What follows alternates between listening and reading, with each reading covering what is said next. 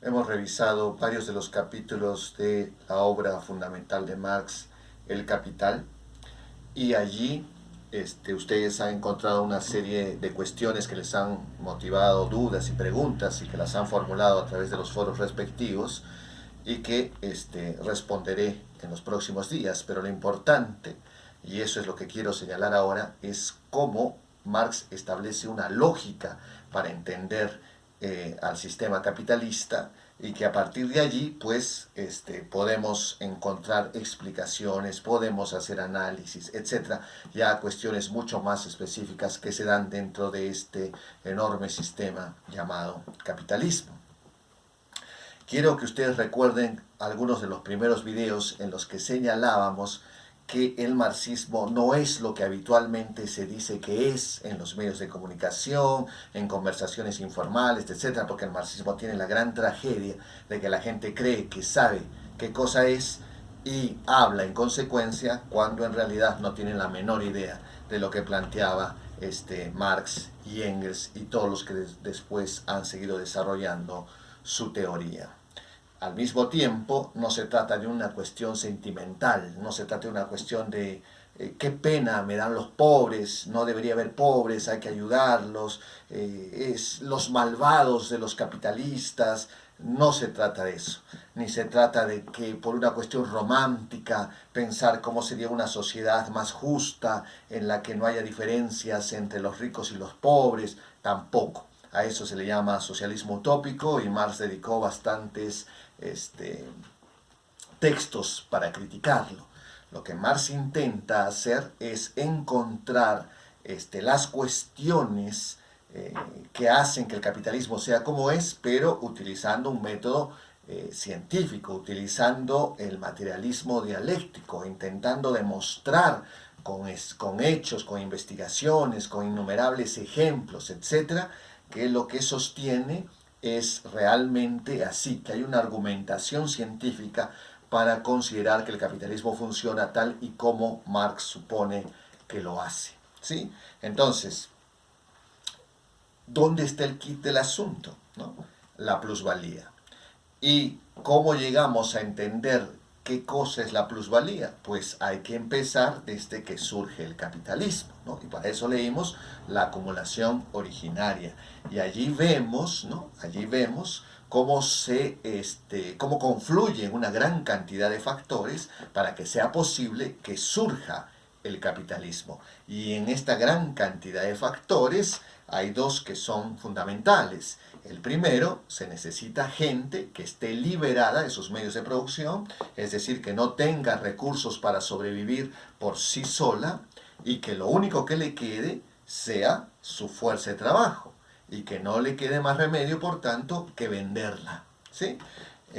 Y acá viene el otro factor, esta fuerza de trabajo es vendida en unas condiciones tales a través de las cuales la explotación que hace el capitalismo de este trabajador que vende su fuerza de trabajo es tan brutal, tan fuerte, casi a nivel de esclavitud en algunos casos, que genera la posibilidad de que el capitalista amase una fortuna suficiente como para dar inicio a este sistema que se llama capitalismo y a partir de allí, aunque se siguen dando, como ustedes lo han demostrado en el trabajo que hicieron, aunque se siguen dando muchos de estos factores que acabamos de mencionar, pero a partir de allí ya es una lógica del propio funcionamiento del sistema el que hace que éste siga desarrollándose. ¿Sí?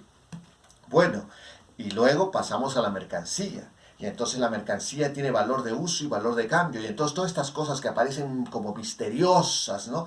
Que hace que cuando yo vendo 1 kilo de azúcar con el dinero que yo recibo puedo comprarme una casaca, ¿no?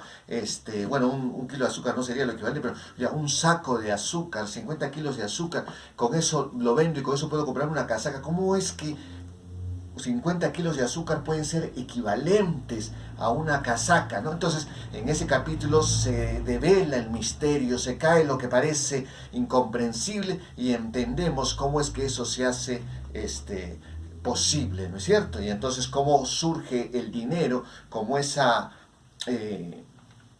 como ese patrón que permite hacer equivalentes mercancías tan distintas como una casaca y la azúcar, por ejemplo, ¿no? Y Marx coloca infinidad de ejemplos para que no nos quede dudas, porque Marx no está escribiendo para ser premio Nobel de Economía, Marx no está escribiendo para discutir con los académicos de su época, Marx está escribiendo para darle una herramienta ideológica, para darle una herramienta científica, para darle argumentos a la clase obrera para que enarbole la lucha contra el capitalismo y construya una sociedad diferente.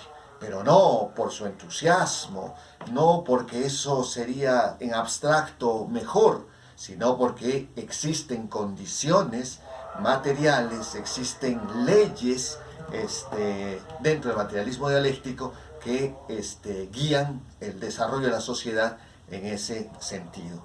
Entonces, luego pasamos a cómo el dinero se convierte en capital y ahí entendemos una cosa muy importante, que el capitalismo consiste en obtener ganancias, pero esas ganancias no son para gastármelas en lujos, ¿no? Porque la ganancia ya existía antes del capitalismo. Esas ganancias son ¿para qué? Para obtener más ganancias. Y esas otras ganancias son ¿para qué? Para obtener más ganancias. Y obtener más ganancias. Y obtener más ganancias. Así hasta el infinito.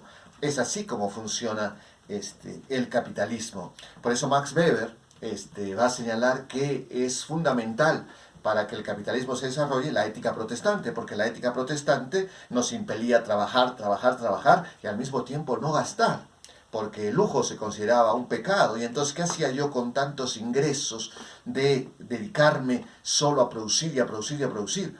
Tratar de que esos ingresos produzcan más. ¿Y qué es eso?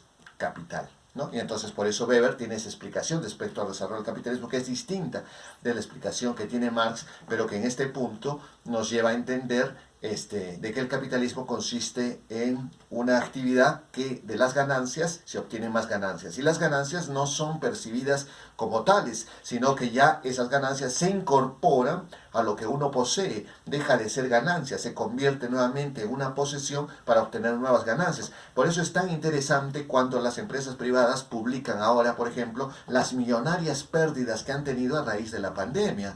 Pero, ¿por qué? ¿Qué millonarias pérdidas? O sea, han perdido, dicen, por ejemplo, inventémonos, ¿no? 10 millones de soles. Pero esos 10 millones de soles que dicen han perdido, ¿no son acaso los 10 millones de soles que ganaron en el 2019? Es que una vez que ganan, ya deja de ser ganancia y se convierte en capital que debe producir más ganancia. Como ese capital no a producir los 10 millones que esperaban para el 2020, lo interpretan como pérdida.